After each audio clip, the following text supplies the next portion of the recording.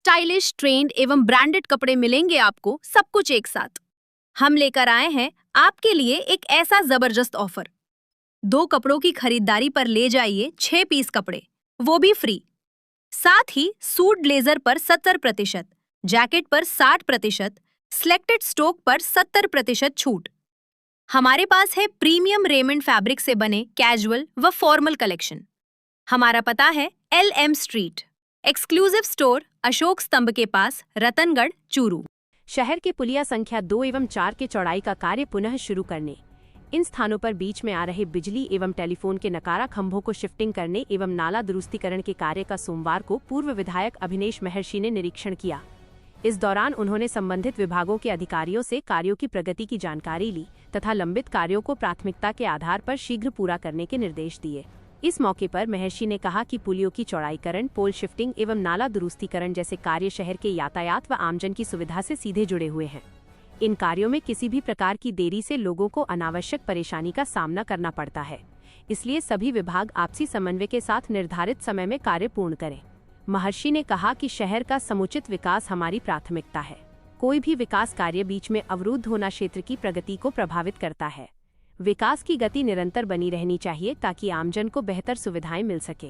पुलिया 2 व 4 के चौड़ा होने तथा इससे जुड़े अन्य कार्य होने से शहर की यातायात व्यवस्था सुगम होगी तथा शहर की आधारभूत सुविधाएं भी मजबूत होगी।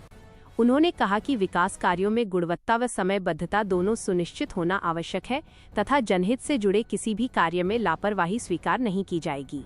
इस अवसर पर पालिका ईओ भवानी शंकर व्यास, AEN Saddam Hussain, JEN Sunil Mandar, discom के JEN राकेश जोशी, भाजपा नेता अर्जुन सिंह फ्रांसा, ओम प्रकाश महर्षि, प्रवीण शर्मा, रामकिशन गौरीसरिया, प्रदीप सैनी, मनीष महर्षि, रामोतार दायमा सहित कई लोग उपस्थित थे।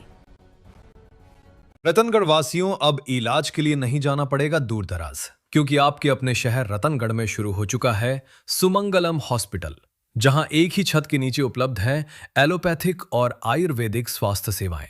सुमंगलम हॉस्पिटल में गर्भवती महिलाओं को प्रसव के लिए बाहर जाने की भी जरूरत नहीं, क्योंकि यहां है 30 वर्षों की अनुभवी डॉक्टर आभा कालरा और ट्रेंड नर्सिंग स्टाफ। गर्भवती महिलाओं की नॉर्मल और सीजेरियन डिलीवरी हेतु आधुनिक लेबर रूम, साथ ही डिलीवरी पर दी जा रही है विशेष छूट। हमारा पता है Sumangalam hospital, Churu bus stand के पास। पूर्व विधायक अभिनेश महर्षि ने सोमवार को शहर के वार्ड संख्या 45 में प्रकाश पाठशाला से रूपचंद छबलानिया के घर तक करीब 24,90,000 रुपए की लागत से बनने वाली सीसी सड़क के निर्माण कार्य का शुभारंभ किया है। यह सड़क लंबे समय से वार्ड वासियों की प्रमुख मांग थी। सड़क का निर्माण शुरू होने से क्षेत्र के लोगों ने खुशी का इजहार करते हुए पूर्व विधायक का आभार प्रकट किया। वहीं रेगर विकास समिति एवं वार्ड के लोगों ने महर्षि का अभिनंदन किया। इस अवसर पर महर्षि ने कहा कि जनहित से जुड़े विकास के कार्य उनकी पहली प्राथमिकता है।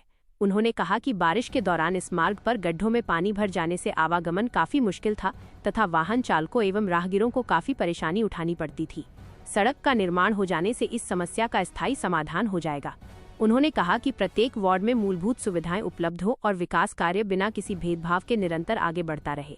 महर्षि ने बताया कि शहर के वार्ड संख्या 1 में भी 3 सीसी सड़कों का निर्माण कार्य शुरू करवाया गया है, जिसमें 23,61,000 की लागत से सीताराम की चक्की से इंद्रचंद खटीक के घर तक, 8,18,000 रुपए की लागत से लालचंद के घर से बनवारी लाल के घर तथा बहादुर सिंह के घर से मोहन माली के घर तक एवं 23,02,000 रुपए की लागत से हुडेरा रोड से नथुराम मेघवाल के घर तक सीसी सड़क का निर्माण कार्य करवाया जाएगा।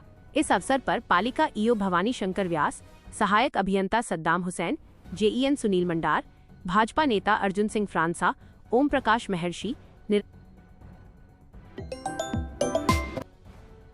दीपक मुरारका, सुशील इंदौरिया, रामचंद्र दायमा सहित काफी संख्या में लोग उपस्थित थे।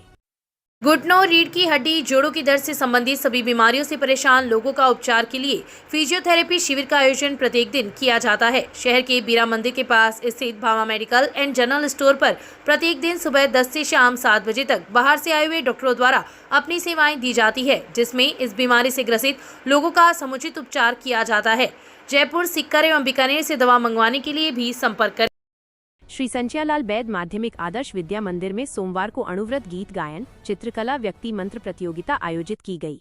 आयोजन में स्कूल के सैकड़ों विद्यार्थियों ने भाग लिया। अणुव्रत कार्यक्रम प्रभारी कृपाशंकर स्वामी ने बताया कि प्रतियोगिता बाल वर्ग में पलक नवल, साक्षी दायमा एवं कुसुम नवल ने प्रथम स्थान प्राप्त किया। किशोर वर्ग में रामकृष्ण व योगिता स्वामी ने प्रथम, गायन में साक्षी सोनी, गुंजन चौहान, हिताक्षी शर्मा, संजना प्रजापत, मोनिका, खुशी सोनी ने सामूहिक रूप से प्रथम स्थान प्राप्त किया। इस मौके पर अणुव्रत समिति रतनगढ़ के कार्यक्रम प्रभारी नरेंद्र सांकृत्य, अरुण रामगढ़िया, दौलत राम दायमा उपस्थित थे। स्कूल के प्रधानाचार्य शरद शर्मा ने इस मौके पर विद्यार्थियों का मार्गदर्शन किया तथा प्रतियोगिता में अमित हरिद्वाल, मनोज सैनी व प्रियंका शर्मा ने परीक्षक के रूप में सेवाएं दी। शहर के वार्ड संख्या 28 के निवर्तमान पार्षद नंदकिशोर भार्गव के निधन के पश्चात रविवार की रात भार्गव चौक परिसर में उन्हें श्रद्धांजलि दी गई।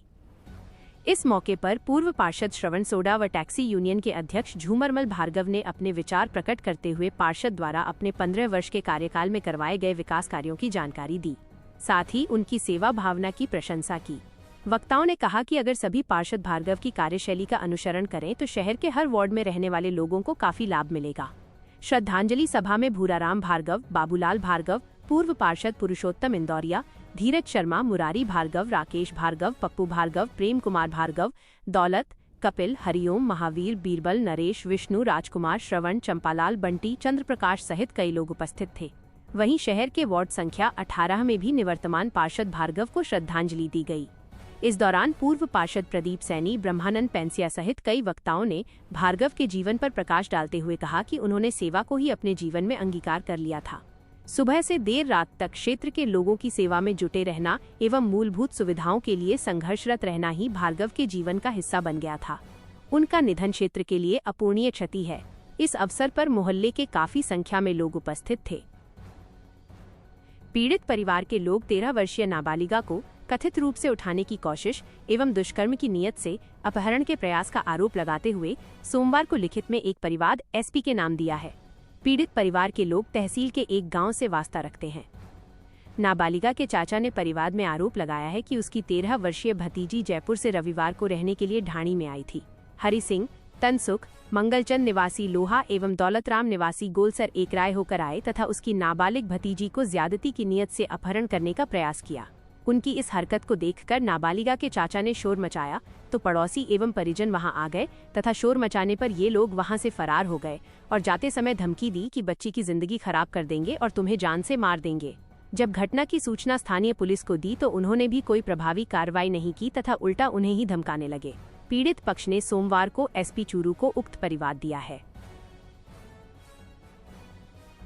शहर के अंदर से निकलने वाले NH 11 पर संगम चौराहे से लेकर सुजानगढ़ फाटक पर बने ओवरब्रिज तक बनाई गई दोनों तरफ की बनाई गई सर्विस लाइन में से एक तरफ की लाइन लोगों के लिए दुविधा का कारण बनी हुई है। उक्त सर्विस सड़क के बीच बड़े बड़े बिजली के टावर लगे हुए हैं जिससे आए दिन हादसे होते रहते हैं। हालांकि ये टावर पहले से ही उक्त स्थान पर थे और टावरों को बीच में रखते हुए सर्विस लाइन बना दी गई, लेकिन ये टावर आज तक शिफ्ट नहीं हुए हैं। लगभग 3 वर्ष पूर्व बनाई गई यह सर्विस रोड लोगों की सुविधा के लिए तैयार की गई थी ताकि शहर से जुड़ने वाली सड़कों से आवागमन करने वाले लोग इस सर्विस सड़क का सुरक्षित रहते हुए उपयोग कर सके। लेकिन बीच में लगे बड़े बड़े टावर लोगों की सुविधा की बजाय दुविधा का कारण बने हुए हैं। आसपास में संचालित व्यापारिक प्रतिष्ठानों के लोगों ने बताया कि रात के समय इस सर्विस रोड पर काफी अंधेरा रहता है और ये टावर दुर्घटना का कारण बन जाते हैं। संगम चौराहे से पुलिया तक डिवाइडर के बीच में लगाई गई रोड लाइट भी सही कार्य नहीं करने की वजह से इस क्षेत्र में अंधेरा छाया रहता है तथा हर दिन छोटे बड़े हादसे होते हैं। जब इस संदर्भ में राजमार्ग के AEN मुकेश कुमार से जानकारी ली गई तो उन्होंने बताया कि सीकर से रतनगढ़ तक 4 लेने सड़क के प्रस्ताव राजमार्ग मंत्रालय को भेज रखे हैं और इस प्रस्ताव में ही इन बिजली टावरों के शिफ्ट करने का प्रावधान भी शामिल है। जैसे ही 4 लेने की स्वीकृति मिलेगी इन टावरों को हटाने की प्रक्रिया शुरू कर दी जाएगी।